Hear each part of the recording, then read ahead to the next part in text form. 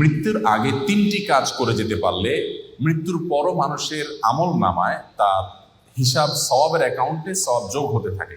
3টি আমল নবী করিম সাল্লাল্লাহু আলাইহি সাল্লাম বলেছেন, ইযা মাতাল ইনসান, মানুষ যখন মারা যায়, ইনকাতা আনহু আমালুহু, তার সমস্ত আমলের দুয়ার বন্ধ হয়ে যায়, ইল্লা মিন সালাস, তবে 3টা আমলের দুয়ার মানুষ মারা গেলেও বন্ধ হয় না।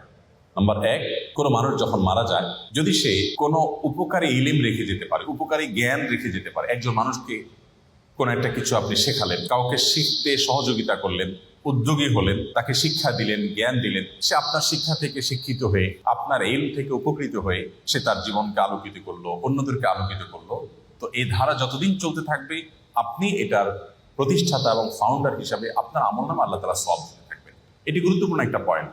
সেটি জাগতিক কোনো উপকারী শিক্ষা হতে পারে, আবার দ্বীনি এবং ধর্মীয় শিক্ষা হতে পারে। আপনি একটি দোয়া জানলেন, আপনি একটা আমল জানলেন, সেটি আরেকজনকে শেখালেন, তিনি আরেকজনকে শেখালেন, তো এই পরম্পরা যতদিন চলতে থাকে ততদিন পর্যন্ত মানুষের মৃত্যুর পরও তার আমল নামে সওয়াব যুক্ত হতে থাকে। নাম্বার 2, সাদকায়ে জারিয়া। সাদকায়ে জারিয়া বলা হয় ওই দান, যে দানের উপকারিতাটা লং টাইম পর্যন্ত চলতে থাকে।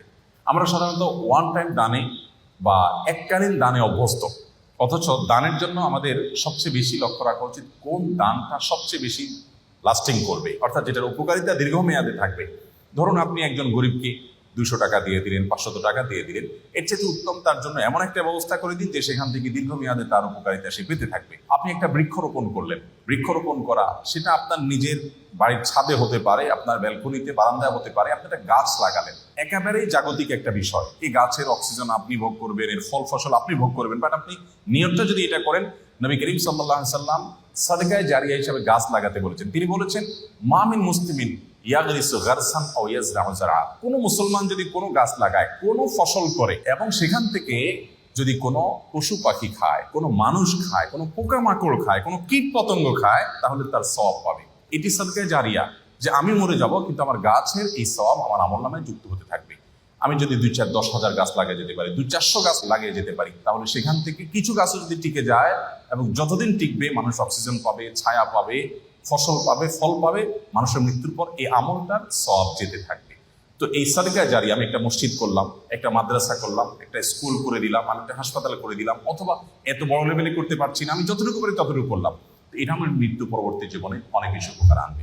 নাম্বার 3, নেক সন্তান। সবচেয়ে বড় পয়েন্ট এটি যে আমাদের সন্তানদেরকে যদি আমরা আল্লাহমুখী করে যেতে পারি, আল্লাহর সাথে পরিচয় করে দিয়ে যেতে পারি, কোরআন এবং হাদিসের সাথে তাদের রিলেশন করে দিয়ে যেতে পারি, এই সন্তান যখন দোয়া করবে মৃত্যু পরবর্তী জীবনে সেটা উপকারে আসবে। নবী করিম সাল্লাল্লাহু আলাইহি সাল্লাম বলেছেন, একজন জান্নাতীকে আল্লাহ তাআলা তার জান্নাতে যে স্টেজে তিনি আছেন, যে স্তরে আছেন, যে লেভেলে আছেন, সেখান থেকে হঠাৎ করে অনেক উপরে উঠাই দিবেন। দেওয়ার পর জান্নাতি বলবে, আল্লাহ আমাকে এই স্তর থেকে এত আফার ক্লাসে নিয়ে যাওয়ার কারণটা কি? আমি তো এখন আর আমল করে নিজের মর্তবা মর্যাদা বৃদ্ধি করার কোনো সুযোগ নেই। তখন আল্লাহ তাআলা বলবেন, তুমি পৃথিবীতে যে সন্তান রেখে আসছো, সে তোমার জন্য যে দোয়া করেছে, তার প্রতিটি দোয়ার ফলশ্রুতিতে তোমার মর্যাদা এখানে বৃদ্ধি হচ্ছে। এই জন্য মানুষের নেক সন্তান বা সুসন্তান রেখে যেতে পারলে, তারা যদি মা বাবার জন্য দোয়া করে, সেটা অনেক বেশি উপকার আসে। আমরা আজকাল আমাদের মৃত আত্মীয় স্বজনের জন্য অন্যদের কাছে দোয়া চাই। অন্যদের কাছে দোয়া চাওয়া নিষেধ নয়, সেটা চাওয়া যেতে পারে, কিন্তু সবচেয়ে বড় কথা হলো সন্তান এবং পরিবারের সদস্যরা তারা দোয়া করবেন, এবং তাদের দোয়াতে যে নিষ্ঠা থাকবে, তাদের দোয়াতে যে ঐকান্তিকতা থাকবে, যে আন্তরিকতা থাকবে, সেটি অন্য 10 জনের দোয়াতে কখনোই আসবে না। সেই জায়গা থেকে আমাদের চেষ্টা করা উচিত। আস-সুন্নাহ ফাউন্ডেশন, উম্মার স্বার্থে, সুন্নাহর সাথে।